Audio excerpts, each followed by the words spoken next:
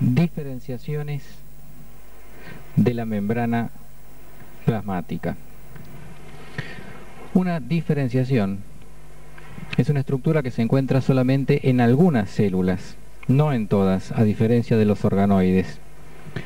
Y esas células cumplen una función específica gracias a esas diferenciaciones, lo que nos indica la especialización de dicha célula para el cumplimiento de un determinado trabajo. Las diferenciaciones de la membrana se clasifican en 3 grupos de acuerdo a su ubicación, como vemos en este esquema. Diferenciaciones de la zona apical,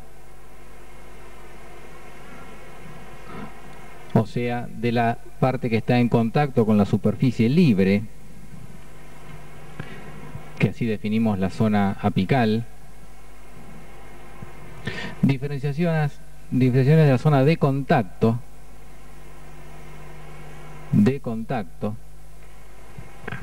o sea, donde una célula está en contacto con otra célula adyacente, y diferenciaciones de la zona basal, que es la zona en que está en contacto la membrana con los tejidos subyacentes. Las diferenciaciones se encuentran muy desarrolladas en un tejido básico que se llama tejido epitelial, y por eso se estudian en ese tejido fundamentalmente, aunque también estas diferenciaciones pueden encontrarse en otras células. Estas células están puestas en otra posición. ¿Cómo definimos lo que es la superficie apical, lateral y basal? Nuevamente vemos superficie apical, en este caso sería esta, aunque la veamos en la imagen de costado, y la reconocemos porque está en contacto con la superficie libre o luz. Esto es superficie libre, quiere decir que esta zona es la zona apical de la célula. Esta zona está en contacto con la célula de al lado. Esa es la zona lateral o de contacto.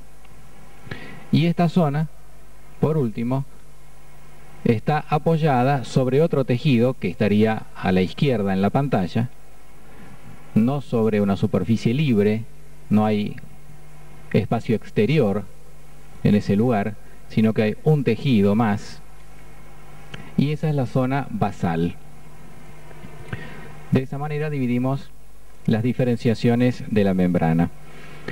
Comencemos estudiando las diferenciaciones de la superficie apical de la membrana, las ubicadas en este sector. Y ahí nos encontramos con las microvellosidades, que son, como se ve aquí, evaginaciones de la membrana, las cuales a su vez pueden ser divididas en distintos grupos, que enseguida vamos a mencionar, y también tenemos las cilias, de modo que las diferenciaciones apicales son pocas. Las diferenciaciones laterales de la membrana, o sea, de la zona de contacto, las clasificamos en 3 grupos también. En diferenciaciones de oclusión, que producen la unión absoluta de una célula con la de al lado, cerrando totalmente el espacio intercelular, uniones oclusivas o de oclusión. Las uniones de anclaje, que ya vamos a estudiar, que sirven para mantener unida esta célula con la de al lado sin obstruir totalmente el espacio intercelular. Y las uniones comunicantes, en las cuales una sustancia de una célula puede pasar a la célula de al lado. Por eso el término de uniones comunicantes. Por último, las diferenciaciones de la superficie basal que vamos a estudiar son los hemidesmosomas, y los pliegues basales de la membrana. Comenzamos, como decía, con las diferenciaciones apicales. Microvellosidades. Son evaginaciones en forma de dedo de guante que se encuentran en la superficie apical de las células animales. Se encuentran en gran cantidad en los tejidos epiteliales, fundamentalmente. Por ejemplo, en el intestino. La función de estas microvellosidades es aumentar la superficie apical de la célula. Si esta superficie fuera plana, tendría una cantidad de membrana que podríamos medir en micrones cuadrados, mientras que si tiene estas microvellosidades, la cantidad de membrana que hay, la superficie, es mucho mayor, hay más micrones cuadrados. Por ejemplo, en el intestino, la presencia de las microvellosidades aumenta 20 veces la superficie de la membrana, de modo que estas microvellosidades se encuentran en lugares donde tiene que haber algún tipo de intercambio entre la célula y el espacio exterior. La membrana plasmática que forma estas microvellosidades está altamente especializada y tiene un gran desarrollo de la cubierta externa o glicocáliz.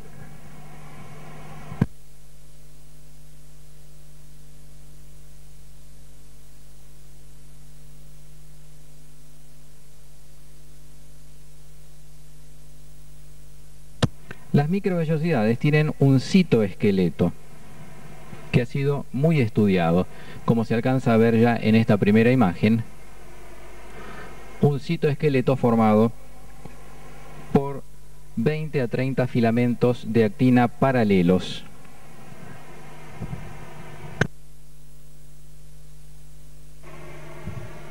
Esos 20 a 30 filamentos de actina paralelos son rígidos y se extienden desde la base de la microvellosidad hacia casi el extremo de la misma, ya que no llegan a tocar la membrana plasmática.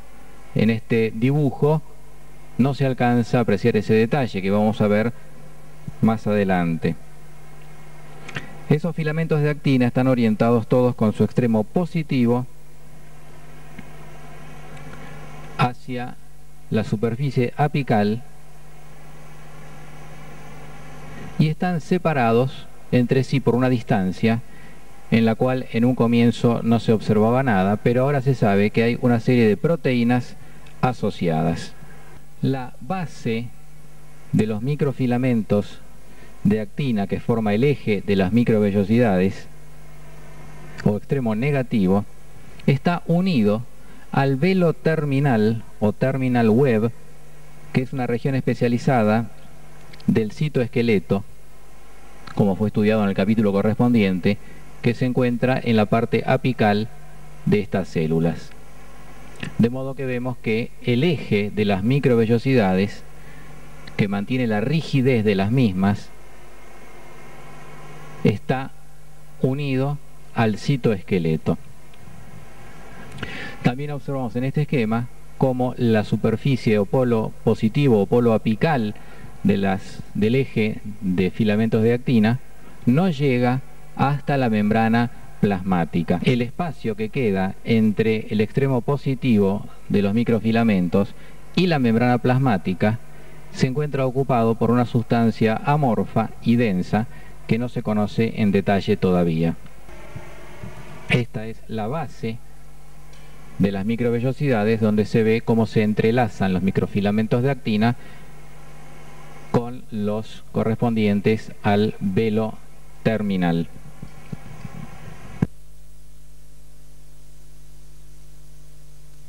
Este velo terminal contiene una red de moléculas de espectrina mezclada con una capa de filamentos intermedios. La espectrina, que estaría ubicada en esta posición, produce rigidez y estabiliza la región cortical de las células. El anclaje de las moléculas de actina de la microvellosidad al velo terminal mantiene erecta, firme la microvellosidad en el ángulo y posición apropiada para su función. Entre un microfilamento de actina, representado aquí en color rojo, y otro paralelo, se encuentran unas proteínas asociadas a la actina, como la fimbrina y la vilina, que están representadas aquí en color verde. La fimbrina se encuentra también en los filopodios y en las microespículas, mientras que la vilina se encuentra solamente en las microvellosidades. Además, entre los filamentos de actina más periféricos y la membrana plasmática se encuentran unos puentes transversales que están representados en color rosado y están constituidos por miosina y calmodulina, cuyas funciones no se conocen. Sin embargo, es de destacar que la miosina es una proteína motora, o sea, está involucrada en el movimiento, esquema de una microvellosidad en la cual vemos los microfilamentos del eje o núcleo de la microvellosidad, como se entrelazan además con el velo terminal.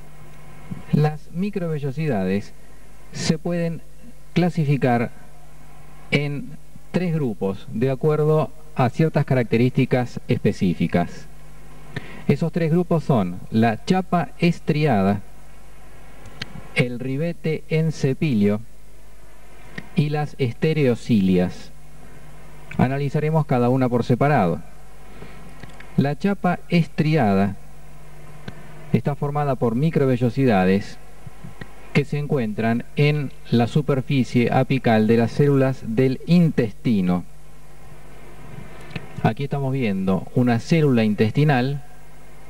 Esto es una célula que se llama caliciforme, que produce el mucus del intestino. Esto es la luz del intestino, o sea, por donde atraviesa el bolo alimenticio. Y esta línea que se observa aquí es la chapa estriada vista con el microscopio óptico y marcada con la flecha blanca.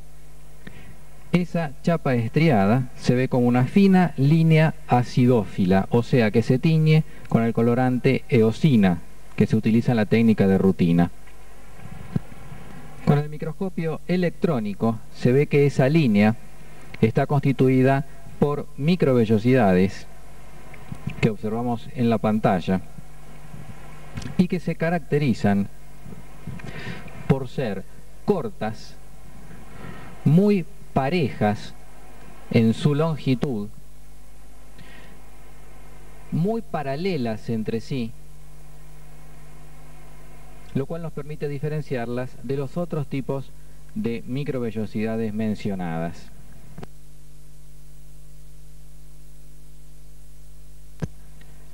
Si acercamos un poco más la imagen, alcanzamos ya a apreciar que el interior de las microvellosidades contiene los elementos del citoesqueleto que mencionamos en el apartado anterior. Aquí las vemos nuevamente. La función que tienen, como todas las microvellosidades, es aumentar la superficie de contacto de la membrana con la luz del órgano. En el caso del intestino, esto es para la absorción de sustancias provenientes de la ingesta. Otra imagen ya con más aumento, donde vemos las microvellosidades. En este caso las estamos viendo acostadas. La parte apical de la célula estaría en este lugar. A la izquierda del televisor estaría la parte basal. Y en esta microfotografía electrónica de gran aumento apreciamos perfectamente la membrana plasmática, el eje de microvellosidades que tiene cada una de ellas, y también vemos cómo las microvellosidades se introducen en la parte correspondiente al velo terminal que tenemos aquí, donde se entrelazan los dos elementos. Nos acercamos al eje o núcleo de las microvellosidades que hemos marcado con una flecha negra.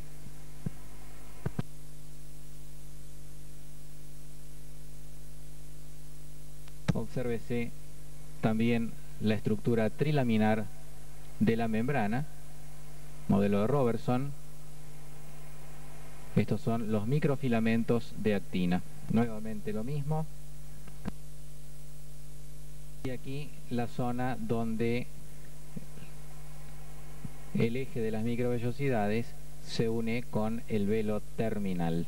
El segundo tipo de microvellosidades es el ribete en cepillo, que también se ve como una fina línea acidófila en la superficie apical de las células, pero en este caso se lo encuentra en los túbulos renales. Con el microscopio electrónico observamos las microvellosidades, pero que son más desparejas, motivo por el cual las vemos cortadas en forma irregular, que la chapa estriada. La función también es aumentar la superficie funcional de las células que realizan, en el caso de estos túbulos renales, la absorción de líquidos. En tercer lugar, las microvellosidades pueden formar las estereocilias, que son diferenciaciones que no son comunes en el organismo humano, ya que se las encuentra solamente en el epidídimo, de donde está tomada esta fotografía con microscopio óptico, y en las células sensoriales del oído. Aquí con el microscopio óptico observamos en la superficie apical de las células, o sea la que está en contacto con espacio libre, estas microvellosidades que ya con el microscopio óptico se pueden individualizar porque son largas, como si fueran un pincel, irregulares, no se ven como una línea acidófila como era la chapa estriada y el ribete en cepillo. Este es el resto de las células. Esto es todo citoplasma y esto es el núcleo de estas células, que se encuentra ubicado en la parte contraria a las microvellosidades, o sea, en la parte basal de la misma. Otra fotografía de estereocilias con el microscopio óptico. Con el microscopio electrónico vemos la superficie apical de la célula y estas son las estereocilias, que como ustedes pueden ver son microvellosidades muy largas, muy desparejas y hasta se pueden ramificar, cosa que no sucede con los otros dos grupos que estudiamos. Las cilias son consideradas por algunos autores como organoides y no diferenciaciones.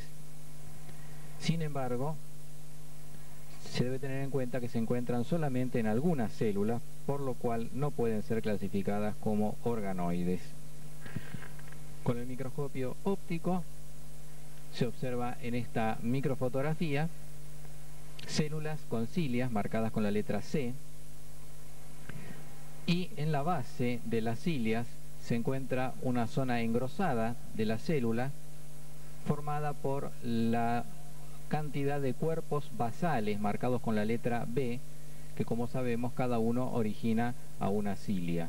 Con el microscopio electrónico estamos observando aquí ya con muy bajo aumento las cilias en la superficie apical de la célula. Cada cilia se encuentra unida al corpúsculo basal o cinetosoma, que es el que la origina, y de ese corpúsculo basal salen en forma irradiada una serie de microfilamentos denominados raíces ciliares. Con más aumento en un corte longitudinal observamos las cilias con los microtúbulos, en este caso el par central, y aquí también vemos los pares periféricos. Observamos cómo el microtúbulo central llega hasta esta zona, no entra a la célula, Y aquí tenemos el corpúsculo basal, que es el que origina la cilia y que a su vez, como sabemos, es un derivado del centríolo.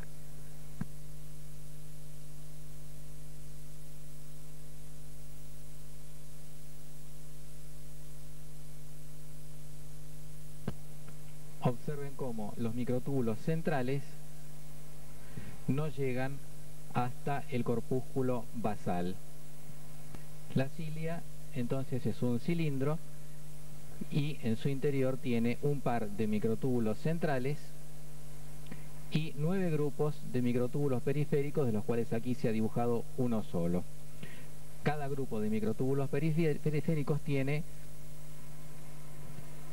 2 microtúbulos y 2 brazos.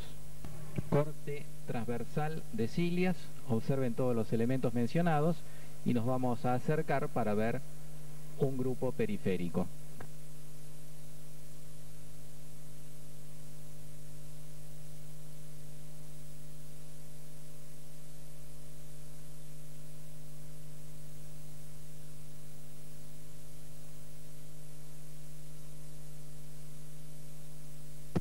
Observen en cada grupo periférico que está formado por 2 microtúbulos. Un microtúbulo es completo, tiene toda su pared completa, es el microtúbulo A. Otro microtúbulo está apoyado, es como una letra C apoyada sobre el microtúbulo A, es el microtúbulo B, es incompleto. Y aquí se alcanzan a ver ya parte por lo menos de los 2 brazos que tiene el microtúbulo A. Observen esta microfotografía electrónica.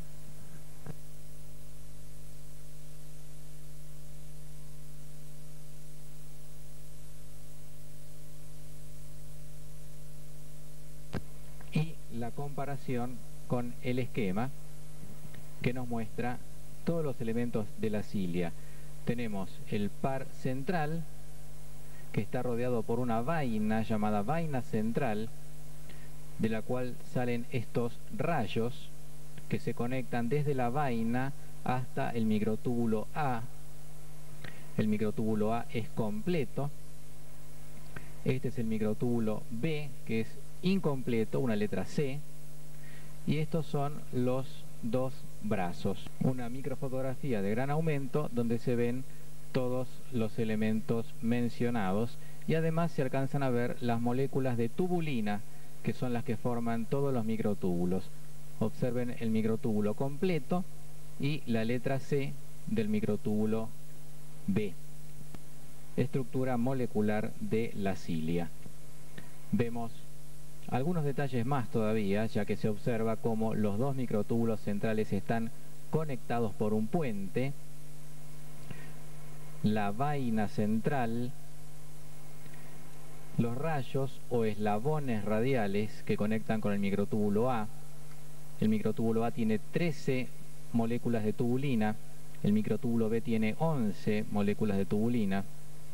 Vemos el brazo, este es el brazo central, este es el brazo periférico que tiene un gancho en la punta y el brazo central tiene una conexión con el microtúbulo B, que apenas se ve esbozada en este esquema. Las cilias tienen un movimiento ondulante sincronizado que permite barrer partículas que se encuentren en la superficie del epitelio. La dineína es la proteína que genera el ATP, ya que tiene actividad ATPasa. El par central, un grupo periférico de microtúbulos con sus elementos. Y por último, un esquema tridimensional con todos los elementos acerca de la cilia.